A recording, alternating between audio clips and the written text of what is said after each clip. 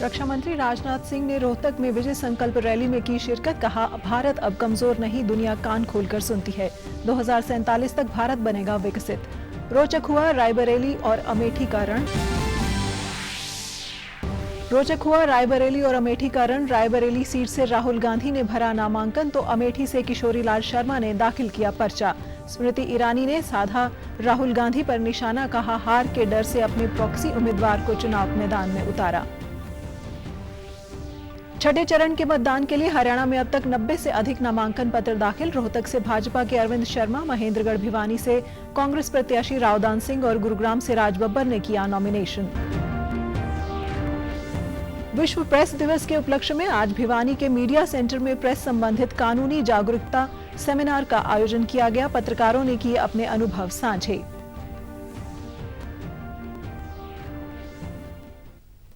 नमस्कार, मैं निधि मुंजाल। अब समाचार विस्तार से।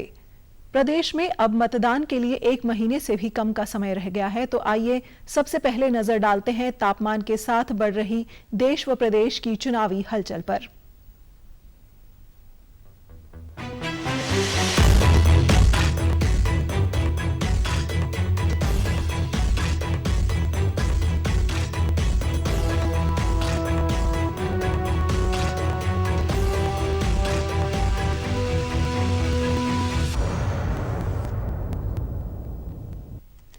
केंद्रीय रक्षा मंत्री राजनाथ सिंह ने आज रोहतक में आयोजित विजय संकल्प रैली में शिरकत की। इस दौरान उन्होंने कहा कि पहले भारत को दुनिया में गंभीरता से नहीं लिया जाता था, लेकिन अब कान खोलकर दुनिया सुनती है। आज का भारत कमजोर नहीं रहा, दुश्मनों को सीमा पर धूल चटाता है। पूर्व प्रधानमंत्री अटल बिहारी वाजपेयी के नेतृत्व में भारत दुनिया की 11वीं आर्थिक शक्ति बना था। 10 साल कांग्रेस के राज में भारत उस पायदान से आगे नहीं बढ़ सका, लेकिन मोदी के 10 साल के कार्यकाल में भारत अब 5वीं आर्थिक महाशक्ति है। ये 2047 तक दुनिया की तीसरी आर्थिक महाशक्ति बन जाएगा। उन्होंने कहा कि मोदी सरकार ने 25 करोड़ लोगों को गरीबी से निकाला है। 10 साल में गरीबी को खत्म कर दिया जाएगा। सरकार ने किसानों का भी विशेष ख्याल रखा है। प्रधानमंत्री किसान सम्मान निधि योजना से सीधा पैसा उनके खाते में जाता है। कांग्रेस नेता राहुल गांधी पर निशाना साधते हुए राजनाथ सिंह ने कहा कि अमेठी से राहुल की चुनाव लड़ने की हिम्मत नहीं हुई। कहीं ऐसा न हो कि अमेठी का रण छोड़ने पर राहुल का नया नाम पड़ जाए। कांग्रेस हिंदू मुसलमान में बांटना चाहती है, लेकिन भाजपा धर्म जाति की राजनीति नहीं करती। कांग्रेस पार्टी जल्दी हिम्मत नहीं कर पा रही कि अपने प्रत्याशियों की घोषणा करने की। बराबर राहुल जी अमेठी से चुनाव लड़ा करते थे, थक गए वहां से हारने के बाद चले गए केरल के वायनाड में। अब उनसे कहा जा रहा था कि अमेठी से लड़ जाओ। लोग चाहते थे उनकी पार्टी के अमेठी से लड़े, लेकिन अमेठी से लड़ने की हिम्मत उन्होंने नहीं जुटा पाई है। अमेठी का रण उन्होंने छोड़ दिया है मेरे बहनों भाइयों। और मैं कहना चाहता हूं, कहीं ऐसा न हो कि राहुल जी का नाम रण छोड़ देने के कारण आगे जाकर कुछ और रख दे लोग, ये इस बात की चिंता हो। इस दौरान भाजपा प्रत्याशी डॉक्टर अरविंद शर्मा ने कहा कि 4 बार सांसद रह चुका हूं, लगातार दूसरी बार रोहतक से मैदान में हूं। हरियाणा देश का पहला राज्य है जहां 14 फसलों पर MSP मिलता है। उन्होंने दावा किया कि वे मेट्रो को रोहतक तक लेकर आएंगे। वहीं मुख्यमंत्री नायब सिंह सैनी ने कहा कि भाजपा और कांग्रेस के शासनकाल का अंतर देखें तो कांग्रेस राज में सिर्फ भ्रष्टाचार ही दिखाई देता है। आज भाजपा के राज में बिना पर्ची खर्ची के युवा नौकरी लग रहे हैं। घोटाले नजर आते हैं और अगर यहाँ हरियाणा के अंदर देखें, हरियाणा के अंदर भी भ्रष्टाचार नजर आता है और खाली घोषणाएं दिखाई देती हैं। किसानों को 2 रुपए का 5 रुपए का चेक दिया जाता है। और भाइयों, अगर युवाओं को नौकरी की बात होती थी, भाइयों यही रोहतक के अंदर तराजू लगी हुई थी, किसकी टैची में ज्यादा वजन है, तोल करके नौकरियां मिलती थी। ये हालत ये कांग्रेस के समय में था। अमेठी और रायबरेली में आज नामांकन का काम पूरा हुआ है। रायबरेली और अमेठी को लेकर कांग्रेस पार्टी ने नामांकन के आखिरी दिन तक सस्पेंस बनाकर रखा। आधी रात को कांग्रेस ने रायबरेली से राहुल गांधी और अमेठी से KL शर्मा के नाम घोषित किए। अमेठी से भाजपा सांसद स्मृति ईरानी चुनाव लड़ रही हैं। रायबरेली से दिनेश प्रताप सिंह मैदान में हैं। पश्चिम बंगाल की एक चुनावी रैली में पीएम मोदी ने राहुल गांधी पर जमकर निशाना साधा है। पीएम ने कहा कि वो कहते थे कि डरो मत, मैं स्वयं डरकर भाग गए, लेकिन मैंने पहले ही कहा था शहजादे वायनाड हारने वाले हैं, वे दूसरी सीट खोजेंगे। डरो मत कहने वाले से मैं कहना चाहता हूं कि अरे डरो मत, भागो मत। पांचवें चरण के नामांकन के आखिरी दिन राहुल गांधी ने रायबरेली से पर्चा भरा है। सोनिया गांधी के रायबरेली छोड़ने के बाद लोगों ने मान लिया था कि इस सीट पर प्रियंका उतरेंगी, लेकिन वे एक बार फिर से पुरानी भूमिका में राहुल गांधी के साथ चुनाव प्रचार संभालेंगी। प्रधानमंत्री नरेंद्र मोदी ने पश्चिम बंगाल के वर्धमान दुर्गापुर में एक जनसभा को संबोधित किया। पीएम ने कांग्रेस नेता राहुल गांधी के रायबरेली से चुनाव लड़ने पर जोरदार कटाक्ष किया। प्रधानमंत्री ने कहा कि आज मैं उनसे कहना चाहता हूं कि डरो मत, भागो मत। पहले ही बता दिया था कि शाहजादे वायनाड में हारने वाले हैं और हार के डर से जैसे ही वायनाड में मतदान समाप्त होगा वो दूसरी सीट खोजने लग जाएंगे। और अब दूसरी सीट पर भी उनके सारे चेले चपाटे कह रहे थे अमेठी आएंगे, अमेठी आएंगे, लेकिन अमेठी से भी इतना डर गए, इतने डर गए, वहां से भागकर अब रायबरेली में खोज रहे हैं रास्ता। ये लोग घूम घूम कर सबको कहते हैं डरो मत। मैं भी आज उन्हें कहता हूं और बड़े जी भर के कहता हूं, अरे डरो मत, भागो मत। प्रधानमंत्री ने कहा कि उन्होंने गरीबी को जिया है, महसूस किया है और मुश्किलों को भी वे जानते हैं। प्रधानमंत्री ने कहा कि वे इसी वजह से देशवासियों का जीवन आसान बनाने के लिए लगातार जुटे हुए हैं। उन्होंने कहा कि पिछले एक दशक में देश में बहुत काम हुए हैं, लेकिन अभी और भी बहुत कुछ करना बाकी है, क्योंकि मोदी मौज मस्ती करने के लिए पैदा नहीं हुआ है। कांग्रेस, टीएमसी और लेफ्ट पर तुष्टीकरण और वोट बैंक की राजनीति पर आरोप लगाते हुए प्रधानमंत्री ने वोट जिहाद वाले बयान पर भी पलटवार किया।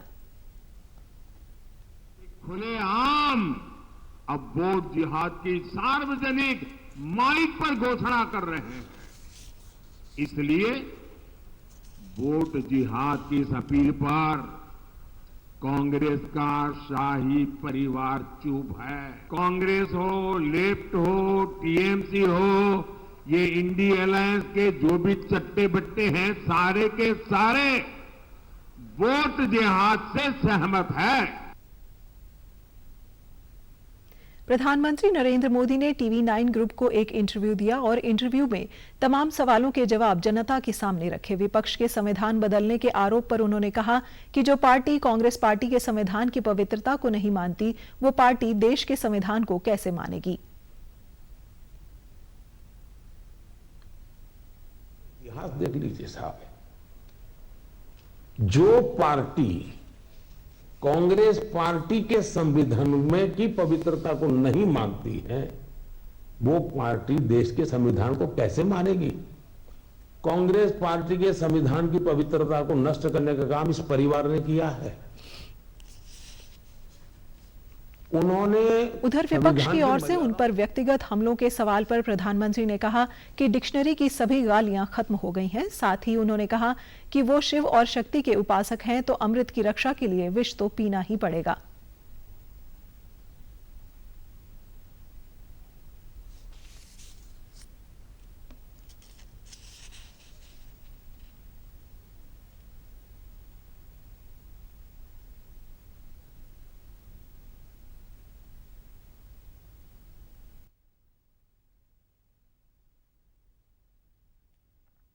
डिक्शनरी की सारी गालियां खत्म हो गई, अब ये बेचारे करेंगे क्या।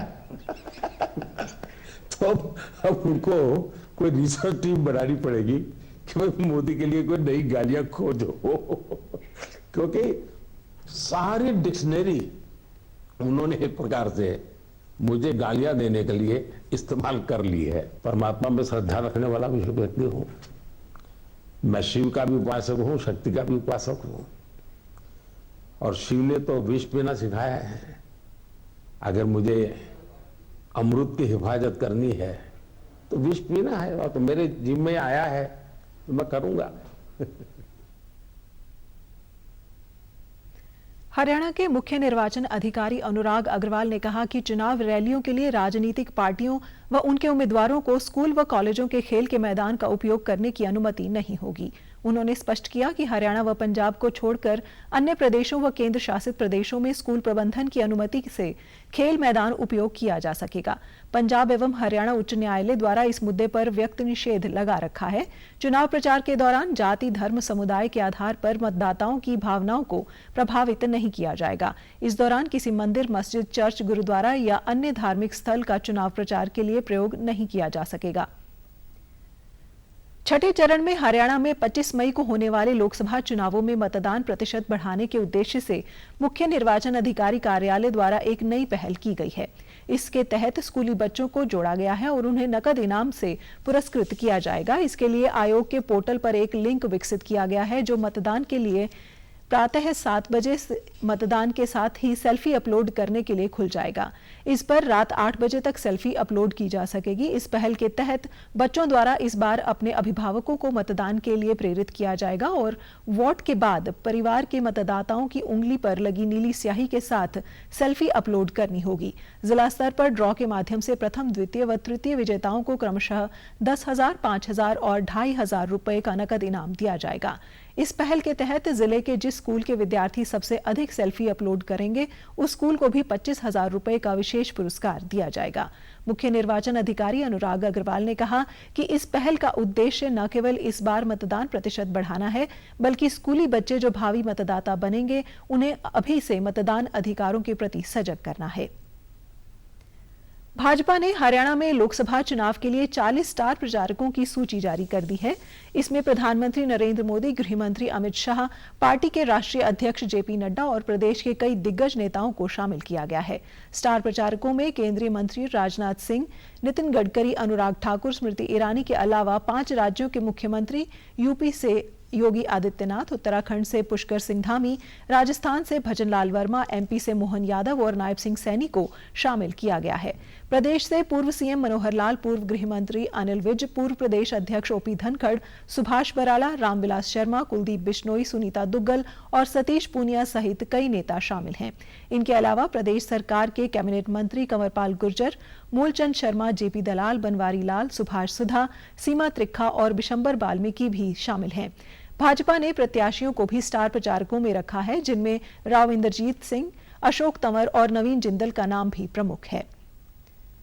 लोकसभा चुनाव के छठे चरण में हरियाणा में होने वाले मतदान के लिए अब तक कुल 90 से ज्यादा नामांकन दाखिल किए गए हैं। इनमें प्रत्याशियों के दोहरे नामांकन पत्र और उनके कवरिंग प्रत्याशियों के भी नामांकन है। आज रोहतक लोकसभा सीट से भाजपा प्रत्याशी अरविंद शर्मा ने केंद्रीय रक्षा मंत्री राजनाथ सिंह की उपस्थिति में अपना नामांकन भरा। वहीं महेंद्रगढ़ लोकसभा सीट से कांग्रेस प्रत्याशी रावदान सिंह ने पूर्व मुख्यमंत्री भूपेंद्र सिंह हुड्डा की मौजूदगी में नामांकन पत्र दाखिल किया। नामांकन के 5वें दिन आज फरीदाबाद से कांग्रेस उम्मीदवार महेंद्र प्रताप, गुरुग्राम सीट से कांग्रेस प्रत्याशी व अभिनेता राज बब्बर ने भी अपना नामांकन प्रचार दाखिल किया। हिसार से इनेलो प्रत्याशी सुनैना चौटाला ने नामांकन पत्र दाखिल किया। सोनीपत से भाजपा प्रत्याशी मोहनलाल बड़ौली ने भी अपना पर्चा भरा। गौरतलब है कि हरियाणा में 6 मई तक नामांकन दाखिल होने हैं और 7 मई को नामांकन की जांच की जाएगी, जबकि 9 मई को प्रत्याशी अपना नामांकन वापस ले सकते हैं। हरियाणा में 25 मई को मतदान होना है।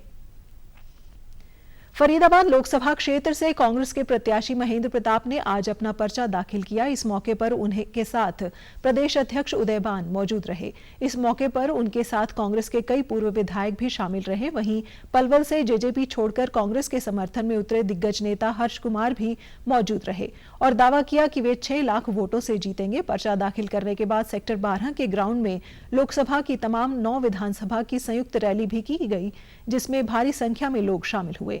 इस मौके पर प्रत्याशी महेंद्र प्रताप ने कहा कि उनकी उम्मीदवारी को लेकर पार्टी में कोई विरोध नहीं है। वहीं इस मौके पर कांग्रेस के प्रदेश अध्यक्ष उदयभान ने कहा कि सभी एकजुट होकर चुनाव लड़ रहे हैं और कहीं भी पार्टी में कोई विरोध नहीं है। उन्होंने कहा कि फरीदाबाद से भाजपा द्वारा 10 लाख वोटों से जीत का दावा खोखला साबित होगा और कांग्रेस प्रत्याशी महेंद्र प्रताप की जीत दर्ज होगी।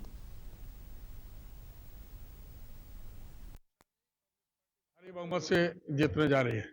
और जो 10 लाख पार की बात कर रहे हैं उसका मैंने जवाब तो दे दिया। पहले तो उनसे ये पूछो, जब 2019 में जिस तरह से माहौल बनाया गया था राष्ट्रवाद के नाम से, पुलवामा के नाम से, उसके बावजूद भी उन्हें पूछो कि क्या उस समय 10 लाख वोट उनकी पड़ी थी? जब 2019 में 10 लाख वोट उनके आए नहीं, आज वो कहते हैं कि 10 लाख के अंतर से हम जीतेंगे। 10 लाख में कहीं जो है ना, कहीं पूरी बुरी तरह से इनका जो है ना सुपड़ा साफ हो जाएगा। कोई पार्टी में किसी तरह की कोई फूट नहीं है। ये फूट कोई आपके कहने से फूट नहीं होती। फूट हमारा है, हमारी पार्टी लोकतांत्रिक पार्टी है। यहाँ पर टिक नहीं मार के उनके, एक उसको टिकट दे दो उसकी काट दो, उसकी टिकट दे दो उसकी टिकट काट दो। हिसार लोकसभा क्षेत्र से इंडियन नेशनल लोकदल की प्रत्याशी सुनैना चौटाला ने आज अपना नामांकन भरा। नामांकन भरने से पहले अभय चौटाला व सुनैना चौटाला ने लोगों को संबोधित किया। इस अवसर पर बड़ी संख्या में पार्टी के कार्यकर्ता लघु सचिवालय तक सुनैना चौटाला के साथ पहुंचे। नामांकन भरने के बाद पत्रकारों से बातचीत करते हुए सुनैना चौटाला ने कहा कि जनता को आज ये पता चल चुका है कि क्षेत्रीय दल की उनके ही हकों की रक्षा कर सकते हैं। उन्होंने कहा कि इनेलो पार्टी आज किसी पहचान की मोहताज नहीं है। हिसार लोकसभा क्षेत्र में 80% वोट कमेरे वर्ग के हैं। उन्होंने कहा कि इनेलो के पास एक सीट होते हुए भी वो किसानों के साथ मजबूती से खड़े रहे। उन्होंने कहा कि चौधरी देवीलाल की नीतियों का आज लोग ढूंढ रहे हैं। इनेलो के साथ आज युवा, बुजुर्ग और कमेरा वर्ग साथ खड़ा है। इनेलो की टक्कर में अन्य कोई पार्टी नहीं है। नेशनल लोकदल कोई पहचान के मोहताज नहीं। आदरणीय चौधरी देवीलाल जी की नीतियां ही बहुत हैं और उनकी जो नींव है वो जड़ों तक है।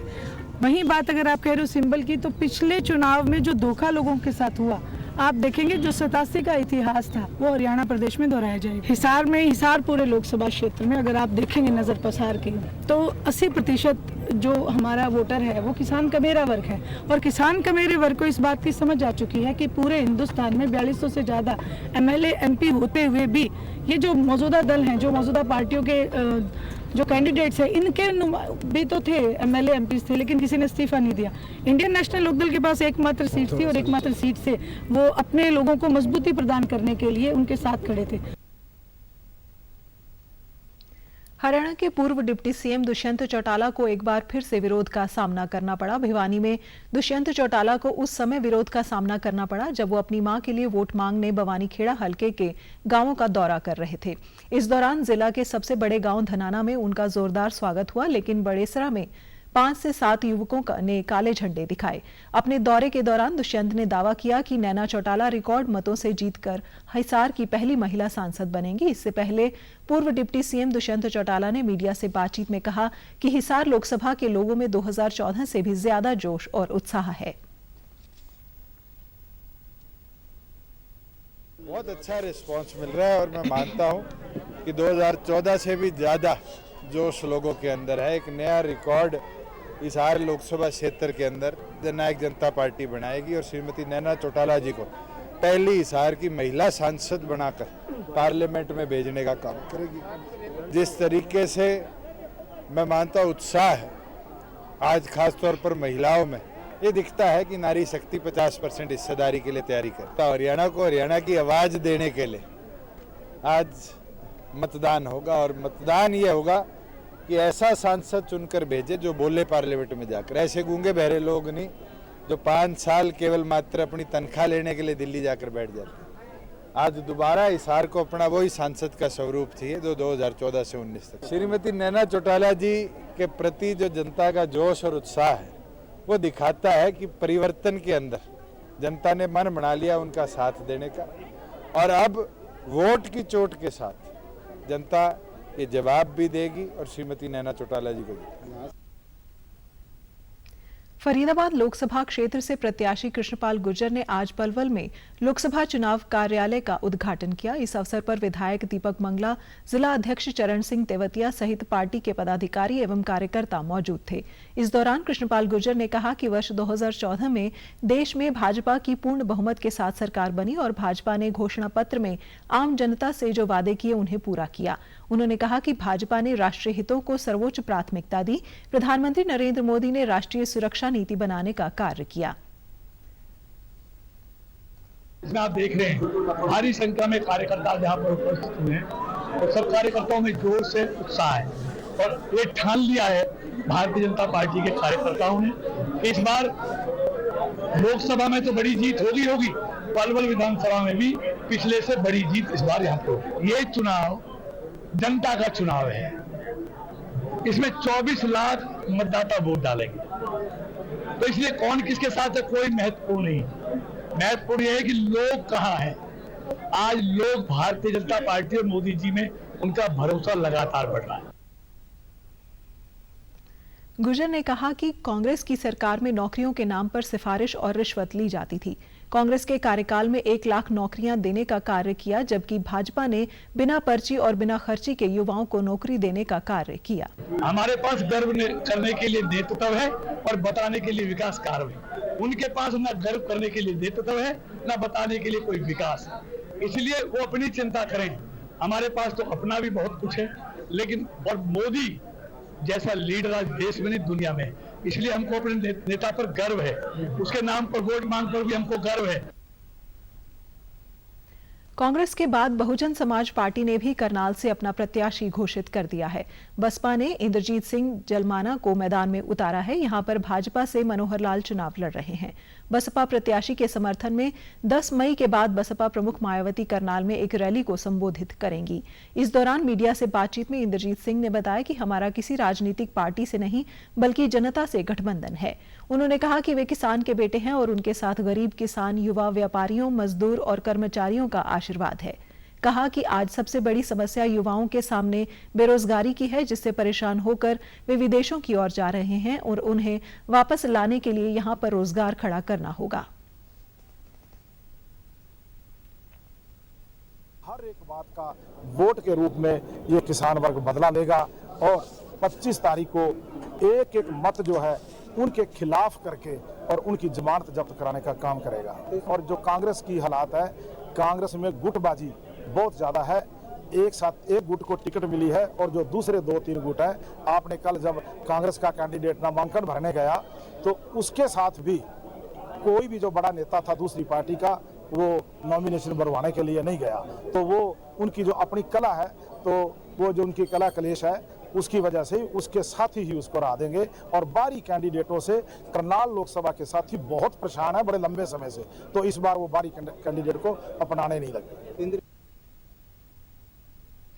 हरियाणा राज्य महिला आयोग की अध्यक्षा रेणु भाटिया ने कल रोहतक की जिला कारागार का दौरा किया और महिला कैदियों व बंदियों से बातचीत की। इसके बाद वे महिला पुलिस स्टेशन पहुंची, जहां उन्होंने महिलाओं से बातचीत कर उनकी समस्याओं के बारे में जाना। इस दौरान रेणु भाटिया ने भरोसा दिया कि वे राज्य महिला आयोग प्रदेश की सभी महिलाओं और बेटियों के साथ खड़ी हैं और उन्हें पूरा सहयोग मिलेगा। किसी भी महिला या बेटी के साथ अन्याय नहीं होने दिया जाएगा। इसके बाद उन्होंने पत्रकारों से बातचीत में बताया कि यहां महिला बंदियों और कैदियों से बातचीत में पता लगा कि वे अपराध की दुनिया में कैसे आईं। भाटिया ने कहा कि प्रदेश की महिलाओं को अगर किसी भी प्रकार की समस्या है तो राज्य महिला आयोग से संपर्क किया जा सकता है।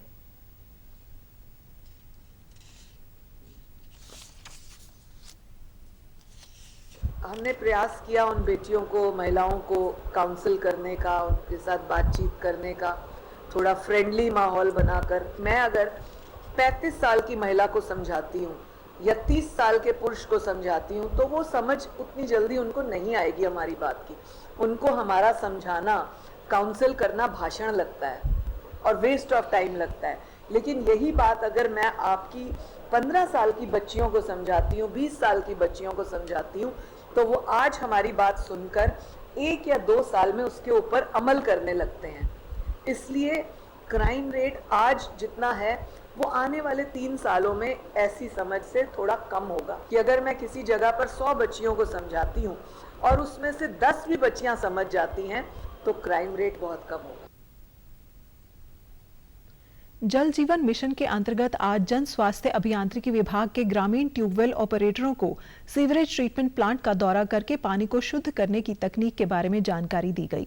जन स्वास्थ्य अभियांत्रिकी विभाग के कार्यकारी अभियंता समीर शर्मा एवं जल एवं स्वच्छता सहायक संगठन की जिला सलाहकार आरजू चौधरी के दिशा निर्देश में पंचकुला के बहुतकनीकी कॉलेज में 6 दिवसीय प्रशिक्षण शिविर का आयोजन किया जा रहा है।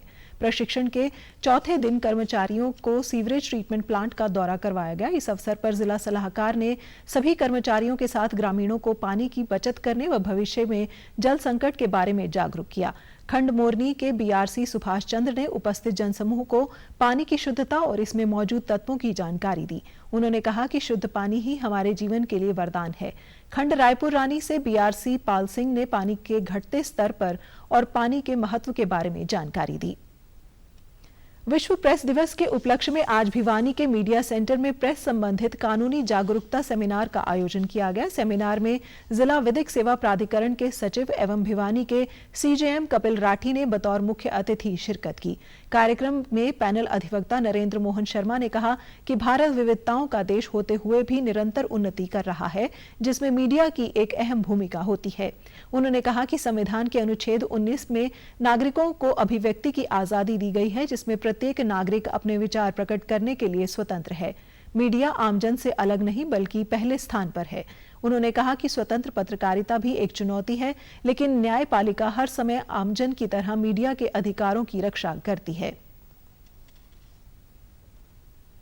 हमें इसलिए भी मनाया जाना चाहिए कि लोकतंत्र का चौथा स्तंभ होने के नाते हमारी जिम्मेदारी बनती है कि हम इस दिन पे पत्रकार साथियों पर आने वाली दिक्कतों के बारे में और सूचनाओं के आदान प्रदान या अभिव्यक्ति की स्वतंत्रता के बारे में चर्चा करें, या अपने पत्रकार ऐसे साथियों के बारे में चर्चा करें, उनको सम्मान दें जिन्होंने काफ़ी खतरे उठाकर अपनी जानकारियां साझा की समाज के लिए, समाज की चिंता की, या जिन्होंने अपनी जान गंवा भी दी। तो ऐसे पत्रकार साथियों को सम्मानित भी किया जाना चाहिए और इस विषय पर चिंता की जानी चाहिए। तो अभी पत्रकार साथियों के बारे में हमारी यही कहना है कि इस विषय पे गहन चिंतन करके इस विषय को मनाएं, पत्रकार सभी साथी इकट्ठा हों। इस दौरान पत्रकारों ने भी अपने अपने अनुभव साझा किए। उन्होंने कहा कि देश व समाज की उन्नति में मीडिया की भूमिका को नकारा नहीं जा सकता। कोविशील्ड वैक्सीन लगवाने वाले पूरी तरह सुरक्षित हैं, डरे नहीं और किसी प्रकार की अफवाहों पर यकीन न करें। इसमें किसी प्रकार से भी घबराने की आवश्यकता नहीं है। जींद जिले के civil surgeon doctor Gopal Goyal ने कहा कि कोविशील्ड वैक्सीन का कोई दुष्प्रभाव नहीं है और जिन लोगों ने ये वैक्सीन लगवाई है उन्हें घबराने की जरूरत नहीं है। सिविल सर्जन ने आम जनमानस से अपील करते हुए कहा कि अफवाहों पर किसी प्रकार का यकीन न करें। उन्होंने कहा कि उन्होंने स्वयं भी वैक्सीन की 3 डोज लगवाई हैं और वे पूर्णतः स्वस्थ हैं, इसलिए किसी प्रकार से घबराने की आवश्यकता नहीं है। उन्होंने बताया कि विभाग द्वारा सभी चिकित्सकों को निर्देश दिए गए हैं कि वे इस बारे में आमजन को जागरूक करें ताकि लोग इन अफवाहों से भ्रमित न हों। उसका एक रेयर साइड इफेक्ट है टीटीएस। टीटीएस की फुल फॉर्म है थ्रोम्बोसिस विद थ्रोम्बोसाइटोपेनिया सिंड्रोम। तो इसके अंदर क्या होता है कि एक ब्लड क्लॉट जमा हो जाता है और प्लेटलेट कम हो जाती है, जिससे ब्लीडिंग शुरू हो जाती है। लेकिन ये एक रेयर साइड इफेक्ट है और मैं आपके माध्यम से बताना चाहता हूँ कि जितनी भी वैक्सीन है रेयर साइड इफेक्ट सभी के हैं। 100% सेफ कुछ भी नहीं है, ना कोई दवाई ना कोई वैक्सीन, कोई भी नहीं है, रेयर साइड इफेक्ट है। लेकिन इस रेयर साइड इफेक्ट से ये तो कंपनी ने एक तरह से एकेडमिक एक्सरसाइज की है, जिसमें उन्होंने बताया कि ये साइड इफेक्ट है जो हमारी वैक्सीन से हो सकता है, परंतु इससे किसी तरह घबराने की जरूरत नहीं है किसी को भी। एक रेयर है और यहाँ पे आप देखेंगे कि मैंने स्वयं भी इसकी 3 डोज लगवाई हैं, सभी डॉक्टर्स ने इसी की लगवाई है। मानव शरीर को स्वस्थ रखने के लिए हड्डियों का मजबूत होना महत्वपूर्ण है और हड्डियां मजबूत रहें इसके लिए हड्डियों की सही देखभाल करना आवश्यक हो जाता है। आजकल कई कारणों से हड्डियों और जोड़ों की समस्याएं काफी बढ़ गई हैं और इसके लिए कहीं न कहीं जिम्मेदार है हमारी जीवन शैली।